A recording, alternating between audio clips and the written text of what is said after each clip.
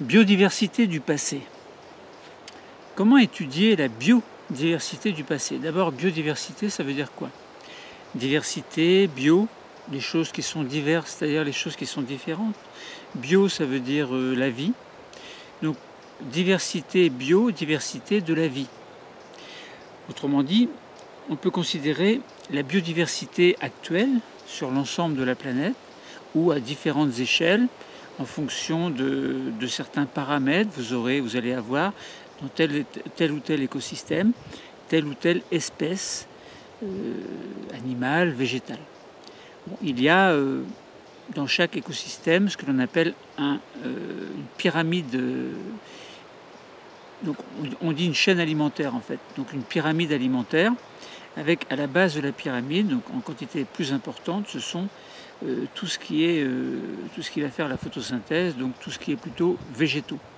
Ensuite on aura les herbivores, puis omnivores, carnivores. Bon, les choses sont complexes, hein, mais globalement, biodiversité, c'est l'ensemble des êtres vivants que l'on peut trouver à l'échelle à une échelle appropriée. Par exemple, ça peut être celle de la Terre. Donc, si on veut étudier la biodiversité du passé, imaginons il y a un être vivant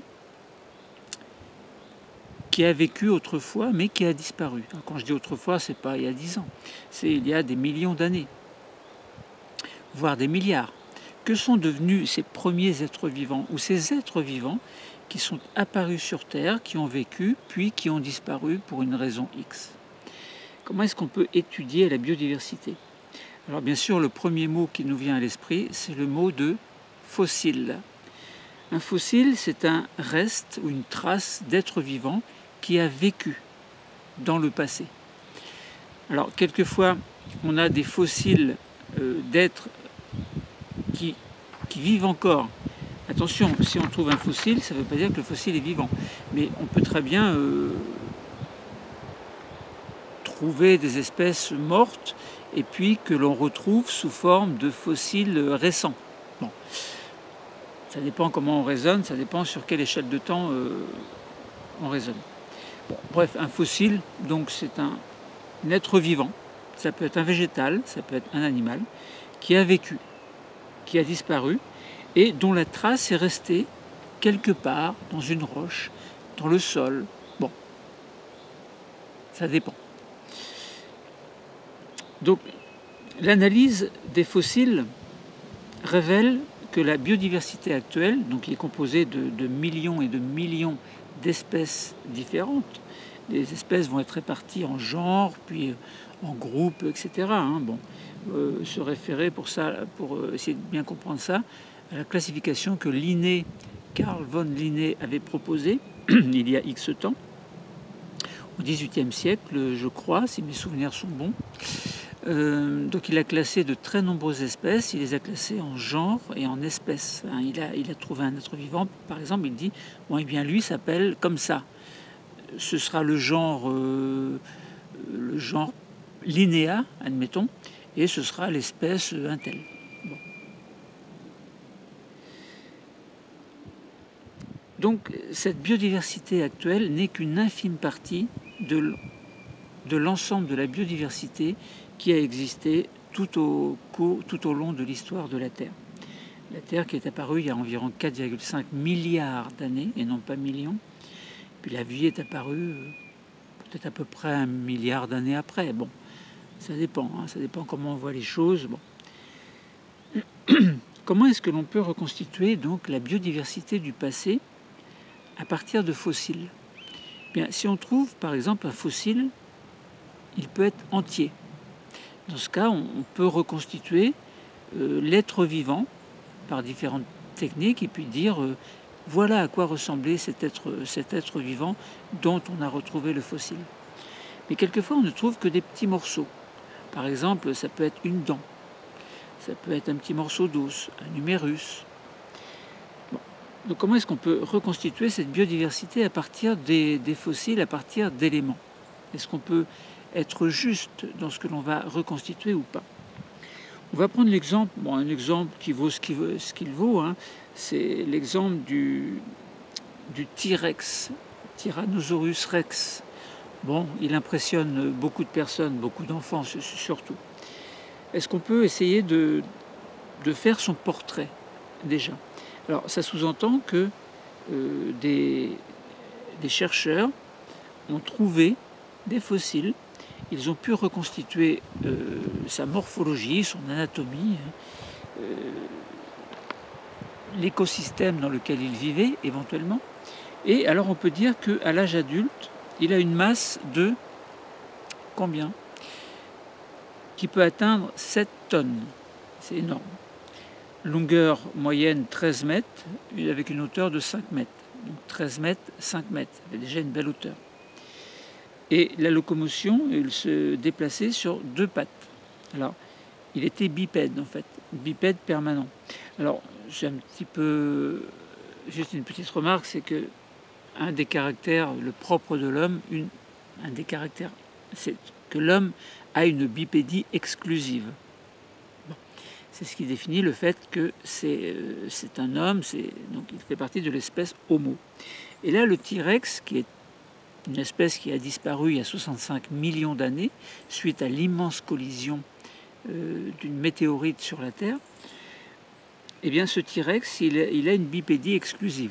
Alors c'est bizarre. Alors il a 2 toutes petites pattes à l'avant qui ont régressé au cours de l'évolution.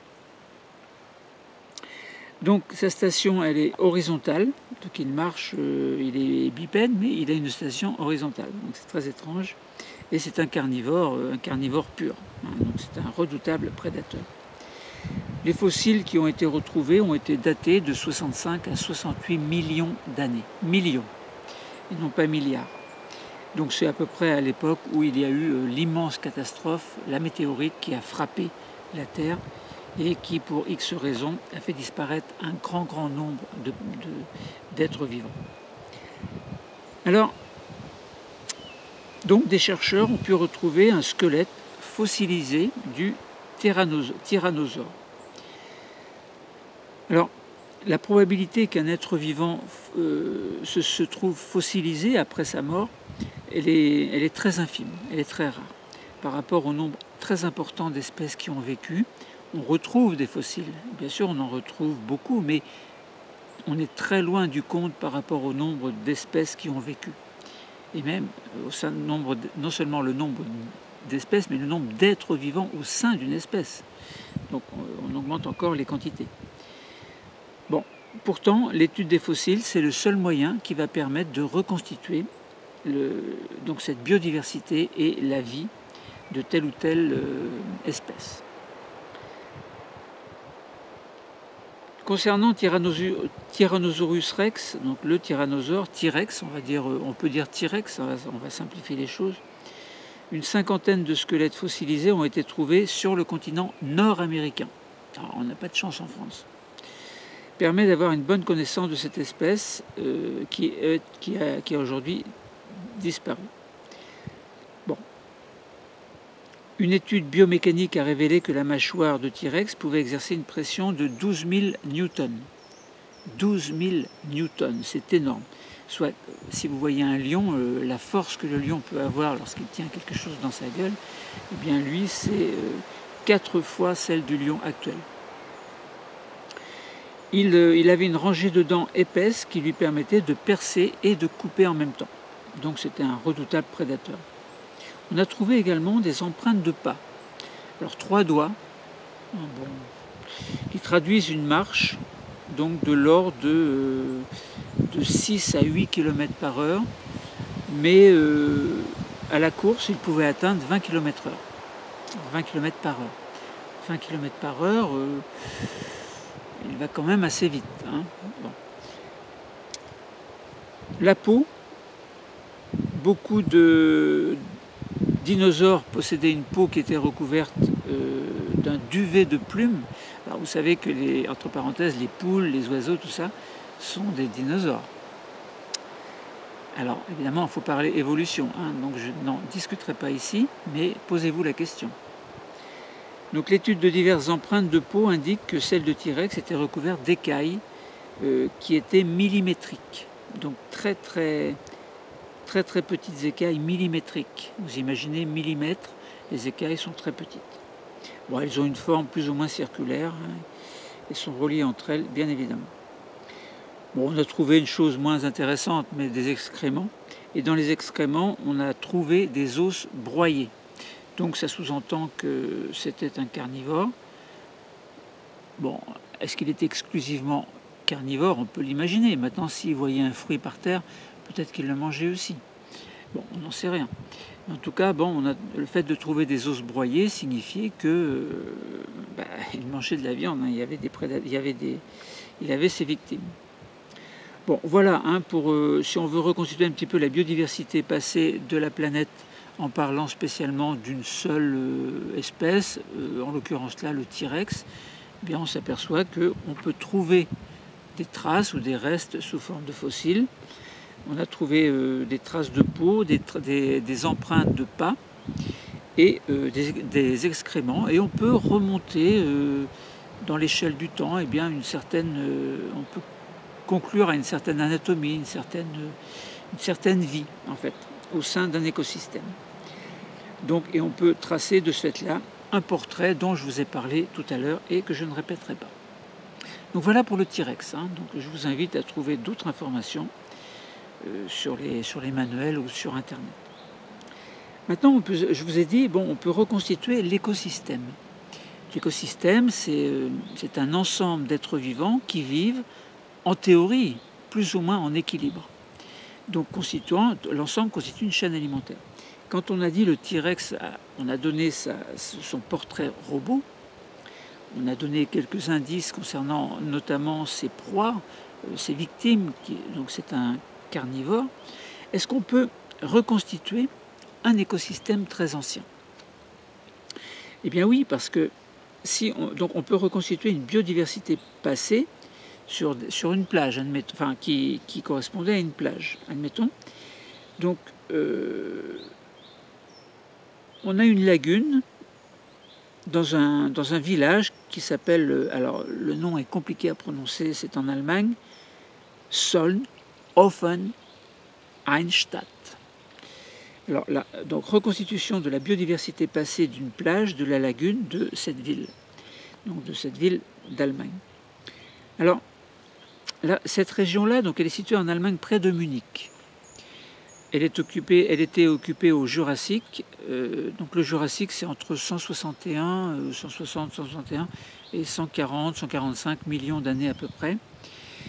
Donc cette région était occupée au Jurassique supérieur par une lagune qui était longue de 100 km. 100 km de long et d'une largeur d'environ 30 km.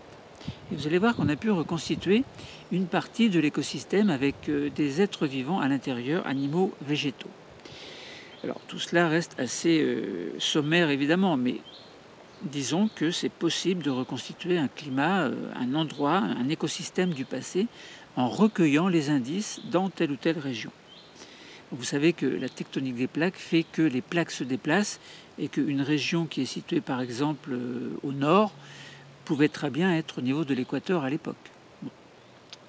Donc c'est juste un petit rappel.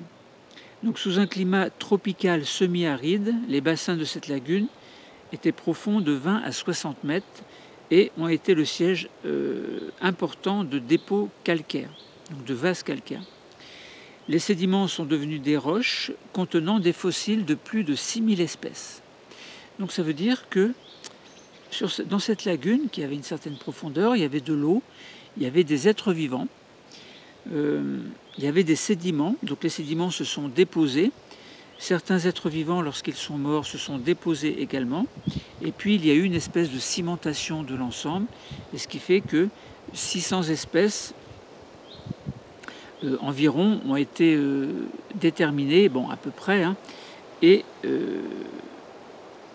c'est quand même assez exceptionnel de trouver un endroit où l'on trouve 600 espèces, alors sous forme fossile, hein, donc elles n'existent plus, et donc de ce fait-là, à partir du moment où les espèces sont trouvées, eh bien ça veut dire qu'il y avait beaucoup de relations, alors on va dire relations alimentaires, mais de relations entre les êtres vivants. Donc ça veut dire quoi? Ça veut dire qu'on va pouvoir reconstituer la biodiversité passée de la ville de Solnhofen. Eichstätt. J'aime bien prononcer ce mot. Alors, même s'il est mal prononcé, entre parenthèses. Alors, un artiste s'est amusé à faire une peinture, un tableau de la reconstitution. Alors, l'exploitation des données de ce gisement fossilifère exceptionnel, hein, c'est exceptionnel de trouver 600 fossiles. On a pu reconstituer l'écosystème qui a disparu. Donc, la vue d'artiste, on voit un ichthyosaure fossile. Donc, alors, il faut avoir le document, hein, je vous laisse le plaisir de trouver quel manuel je prends. Alors, donc un ichthyosaure fossile, hein, vous regardez bien, et puis donc il a une forme un petit peu spéciale, hein, je vous laisse le plaisir de regarder encore une fois sur internet. Donc il était échoué sur la plage de la lagune et il était consommé par des ptérosaures, donc des ptérosaures fossiles également, et un petit dinosaure que l'on appelle Compsognathus. Alors c'est très bizarre à étudier, c'est très marrant à regarder. Les arbres également, on a vu des cycas que l'on a retrouvés sous forme de fossiles. Donc là on est plutôt dans le côté végétal. Alors sous lesquels une autre espèce de dinosaure regardait un paysage, il regardait les choses. Donc c'était Juravenator. Ah, les mouches, Juravenator. Donc les fossiles présentés ici proviennent de divers sites fossilifères. Bon, donc voilà, hein, qu'à partir de sites exceptionnels, quelquefois, on trouve un certain nombre d'espèces. Bon, on n'aura pas toujours la chance d'en trouver 600, mais ça permet de dire, bon, il y avait telle ou telle espèce, tels animaux, tels végétaux. Par déduction et par recoupement avec différentes données que l'on peut trouver ailleurs, on pouvait dire, par exemple, bon, l'ichthyosaure avait tel régime alimentaire, le Compsognathus avait tel régime alimentaire, les ptérosaures avaient tel régime alimentaire, le Juravenator, etc. Bon, c'était sous des cycas, etc., donc des plantes, et puis il y avait de l'eau, tout ça, bon, etc. Bref, donc on avait des espèces qui étaient plutôt dans un environnement marin. Bon, voilà, donc quand on parle de l'étude de la biodiversité du passé, évidemment, on est obligé de passer par des fossiles. Donc il faut recueillir des fossiles, faire des recherches, hein, c'est quelquefois extrêmement pénible, extrêmement long, mais passionnant, pour ceux qui aiment évidemment. Donc la paléontologie, c'est quelque chose de l'archéologie, paléontologie, donc c'est un domaine des sciences de la vie et de la Terre, un domaine passionnant. Alors vous pouvez vous amuser vous aussi, hein, vous allez sur les falaises de Normandie par exemple, ou ailleurs, hein, vous faites des recherches, vous trouvez des fossiles des fois, ne serait-ce qu'un fossile d'oursin, d'ammonite, etc. Vous pouvez faire vos recherches. Vous allez sur par exemple des endroits où je vais quelquefois, au niveau ce que l'on appelle les vaches noires, du côté de Cabourg, Oulgat, vous vous promenez, là vous pouvez trouver des choses intéressantes.